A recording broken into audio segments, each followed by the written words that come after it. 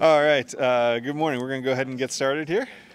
We are here this morning to talk about ticks and tick prevention and how to protect yourself from ticks and tick-borne illnesses. We're going to start off with Christian Boyer from the Department of Environmental Protection.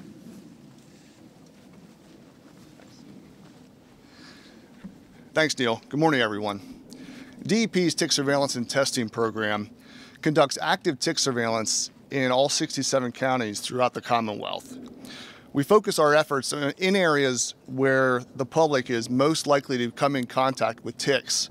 We focus on the areas such as municipal parks, state game lands, and state forest lands. The goal of this surveillance is to find the distribution and expansion and the prevalence of these ticks throughout the Commonwealth. We not only look for the native ticks in Pennsylvania, like the dog tick or the black-legged tick, but we also focus on the ticks that are encroaching into our state, such as the Lone Star tick from the south, also the Gulf Coast tick that was first found in 2021, and the newly identified Asian longhorn tick. In addition to surveillance, we test the black-legged ticks, which is our target species, for pathogens that can make people sick. We routinely see infection rates of around 58% in the adult black-legged tick populations. We also test for two other pathogens that can affect human health, such as anaplasmosis, where we see a 13% infection rate in the adult black-legged tick population, and babesiosis, where we see an infection rate statewide of 3%. In addition to those more well-known pathogens, we do test for pathogens that are less known and emerging throughout the Commonwealth. A secondary Lyme disease pathogen, one that can transmit hard tick relapsing fever, and one virus, the deer tick virus. Deer tick virus was first identified in the state through our surveillance network in the 2019-2020 black-legged tick adult season, where we found 3 counties that were positive for deer tick virus at very low levels.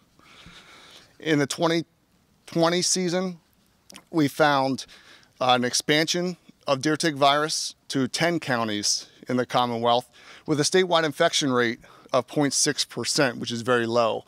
However, we did identify 2 hotspot areas, which hotspots can be defined as areas with very highly increased infection rates above the norm. We found an 11% infection rate in Bradford County and a 4% infection rate in Schuylkill County. This was concerning to us, so we decided we would test more ticks for deer tick virus. And that brings us to our current season, where we've identified 3 extremely high infection rates of deer tick virus, one in Clearfield County at Lawrence Township Recreational Park, one at Iroquois Trail in Wyoming County at a 100% infection rate, and one in Center County at Fisherman's Paradise, where we found 80% of the ticks that we tested positive for deer tick virus. Outside of those 3 sites, our statewide average still stands at 0.6%, so relatively low. Deer tick virus is concerning to us in that the human health impacts that it has. And the biggest problem with deer tick virus is that it can be transmitted in as little as 15 minutes, whereas these other pathogens that ticks can transmit, such as Lyme disease and anaplasma and babesia, take up to 24 hours to transmit infections. So the biggest thing that we can do is to protect ourselves, and with that, I'm going to hand it over to Nathan Rigner from DCNR. Thank you.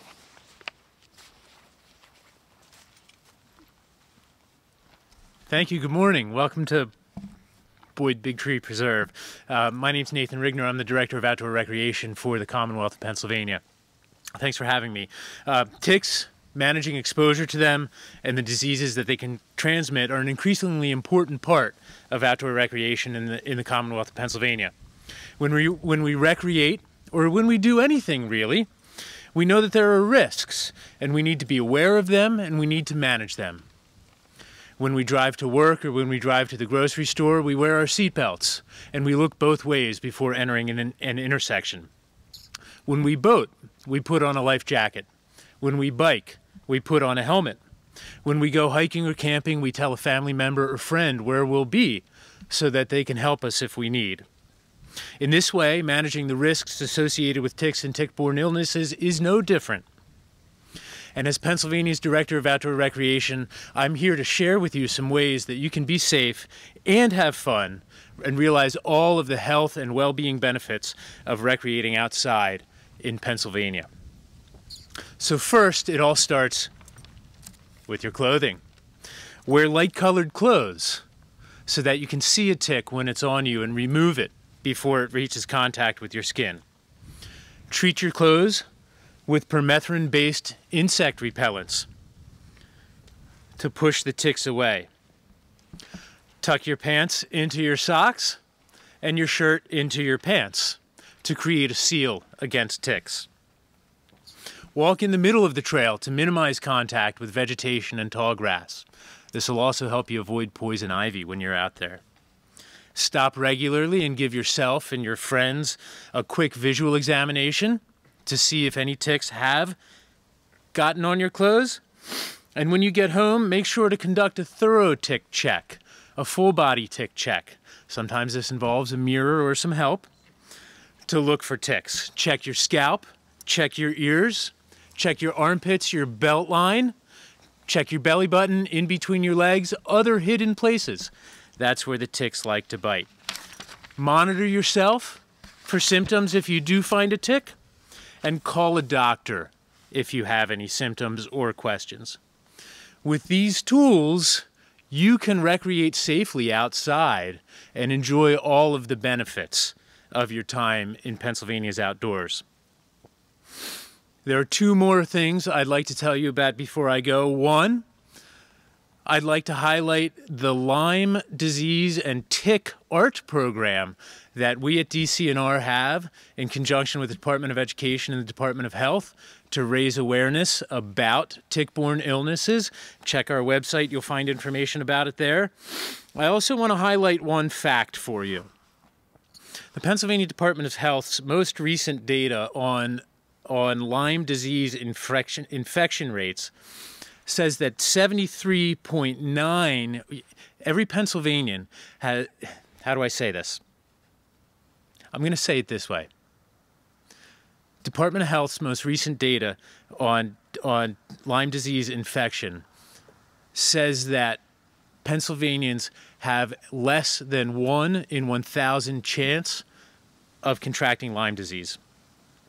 Yet every Pennsylvanian who recreates outside has a 100% chance of improving their cardiovascular health, of strengthening their bones and muscles, of reducing their chances of chronic disease, of reducing their stress levels, and of becoming more socially connected.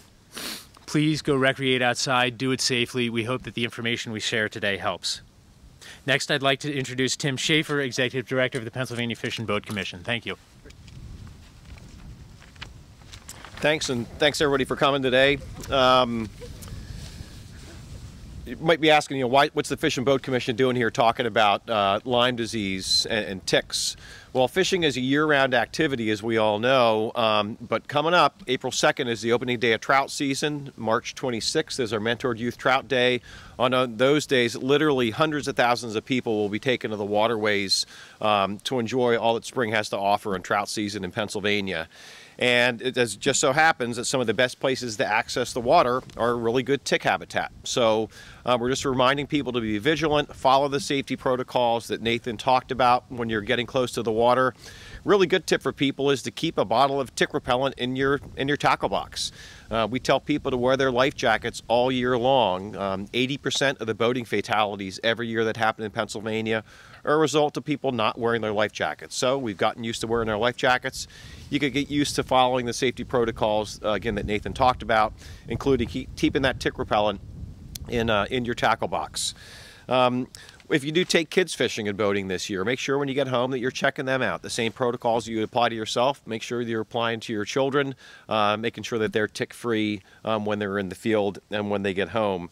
If you're out stocking trout with us, we have our fleet of stocking trucks are all across the Commonwealth, literally as we speak, stocking trout in advance of the opening day. If you do so and you come stock with us, abide by the safety protocols. Tuck those pant legs in, wear light colored clothing, avoid brushy areas, have tick repellent, check yourself when you get home, make sure you put your clothes in a hot dryer when you get home to eliminate the ticks that you may have brought home with you. So just, use common sense. One of the things, I never thought I'd be saying this, but Nathan mentioned tucking your pants as well as your shirt in, and I've been telling my kids for years, tuck your shirt in. Come on, guys, look good. So now I can say another reason to tuck your shirt in is to avoid getting ticks as well as to look good. So anyway, don't be afraid to enjoy the great outdoors in Pennsylvania. It's a wonderful time of year to get out, to fish, to boat, to hunt. And with that, I'll introduce my good friend Brian Burhans from the Pennsylvania Game Commission.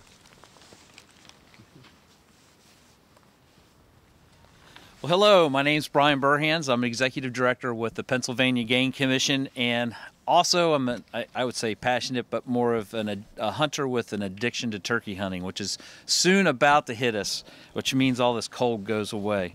They say death and taxes are the only certainties in life. Well, I want to add a third, and that third is going to be, without a doubt, I'm going to be on that mountain over there this spring chasing gobblers and becoming very frustrated because they always humble me every single spring. There's no mystery as to why. Some of my most cherished memories of the opportunities I've had with friends and family and colleagues running around the woods chasing turkeys, and I talked to Tim yesterday. Actually, I'm going to finally get him out into the spring woods this year. But there's something that is different this year and has been different for quite some time. The Game Commission has stressed for many, many years that for turkey hunters to be safe, there are certain things they need to do while they're in the woods, and they need to sit against a tree that's wider than them and higher than their head. They should avoid wearing colors that you would find in a turkey gobbler's head, like red, white, and blue, and also the color black, because turkeys do appear black in a distance. And these mitigation factors, these techniques that we have recommended to make turkey hunting safer have absolutely worked. And when you look at the data and the hunter safety information, the number of incidents have dramatically decreased. Now, I want to talk about ticks, because there's mitigation factors that we can put in place and still be able to enjoy the outdoors and not avoid the outdoors, which is the last thing anybody should do. But there is a real threat that hunters need to be aware of, and anybody in the woods, and that unfortunately is ticks. And real ticks are not new to Pennsylvania. They've been here a long time, and we've had diseases such as Lyme disease that has been in Pennsylvania for quite some time. Although small, ticks can pose big problems. Some ticks carry Lyme disease, like was discussed, and other diseases which can be passed to humans and as they latch onto us. We all wish it weren't so, and we get calls all the time that how do we just get rid of ticks and how do we stop these diseases? But the fact of the matter is we've got to learn to deal with and live with these diseases and put the mitigation factors in place that will allow us to still go out there and enjoy everything we have available to us here in the great state of Pennsylvania. The good news is that ticks absolutely don't have to keep us in the woods, but you have to be vigilant, as was mentioned here today. Myself personally, I use a permethrin-based product on my clothing. I follow the protocols. I have never had a tick embedded in me in my time here anywhere. And when I was a student at Penn State, I worked on a Lyme disease project in some of the areas with the highest black-legged tick or deer tick populations that we had, with highest prevalence of Lyme disease, and never had an issue with ticks on me. I had ticks on me, but once they hit that permethrin, or I was able to get them off my clothing, never had an issue. So you absolutely can go in the woods and enjoy the woods, but you have to be aware of the mitigating factors that you need to put in place. Some things turkey hunters can do. One thing is use a small stool, a short stool to sit on instead of sitting directly on the ground. Again, follow all the other mitigation practices that have been talked about, tucking your pant legs in, using a permethrin-based product on your clothing, and checking yourself for ticks. And don't forget to, when you're done and come out of the field, either leave your clothes in the garage or wash them. So that'll help reduce any tick issues there. And don't forget about our best little friends that are out there, our dogs. They all go outside. So a lot of times that's where people are running into problems, is with dogs that go out in the yard, take care of their business, or you take them out hunting. I have a bird dog. I take him out hunting. Absolutely, he's covered with deer ticks every time we're out. I may pull 30, 40. but he's treated. Every month he gets a treatment for ticks, and he's also my same little buddy that curls up with me under the blankets every single night. We've never had an issue with ticks once he came into the house. So the good news is you can mitigate for your risks when it comes to these tick-borne diseases, but you have to be observant. You have to really pay attention and practice them. Everybody should practice these if you're going outside. You know, days spent in the spring turkey woods are just exceptionally enjoyable, and hunting gobblers is the ultimate thrill, at least from my standpoint. These things that we enjoy doing, going outside and doing, do not have to change, but we do have to be careful, and we do have to put a few simple techniques in place to make sure that we're safe in the woods. So get out there, enjoy the woods, but protect yourself at the same time. Next, I'd like to introduce Dr. Denise Johnson, the Physician General with the Department of Health.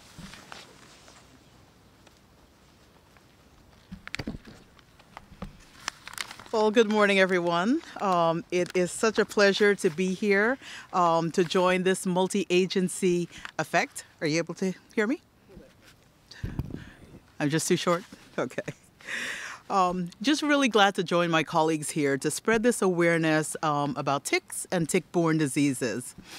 And as we approach spring, we're already hearing about the deer tick virus in some areas, thanks to the great work of my colleagues at DEP and their surveillance techniques. While we're not seeing those illnesses in people at this time, I echo what my colleagues have shared, is that we need to take preventative actions to keep ourselves safe.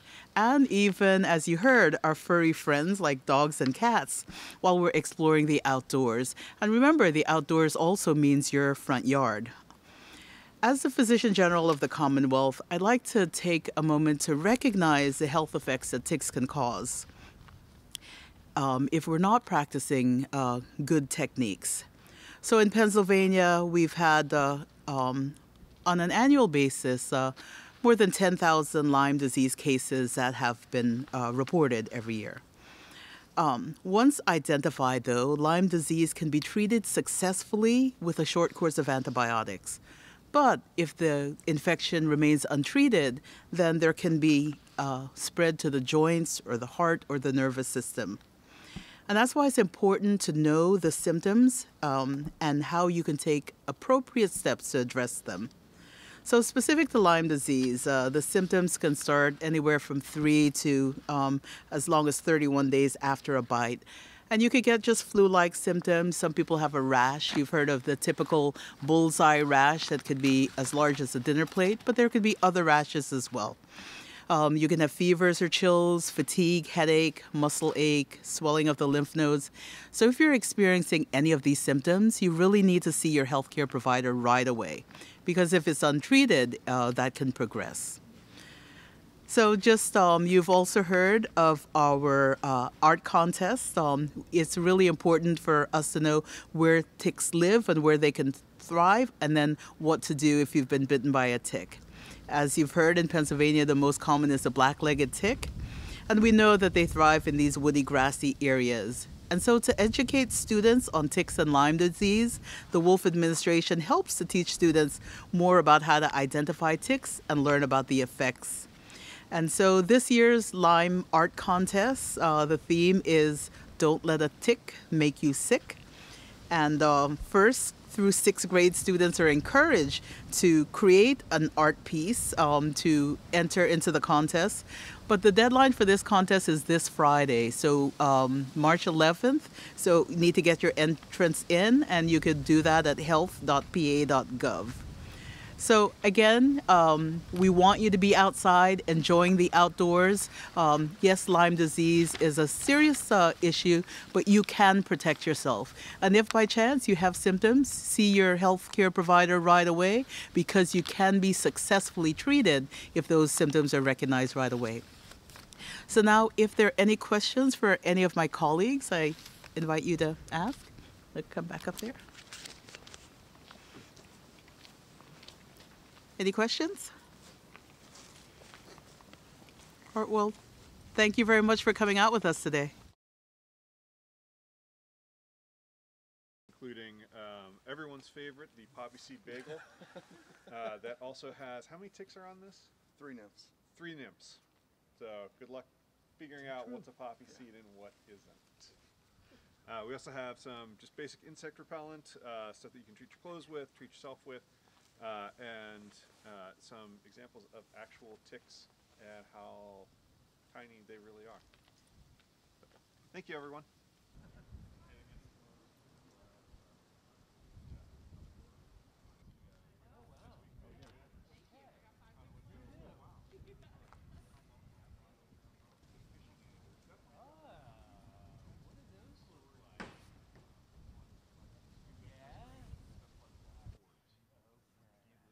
If you're gonna go back, you take your card for this bureau in case Chuck's not there.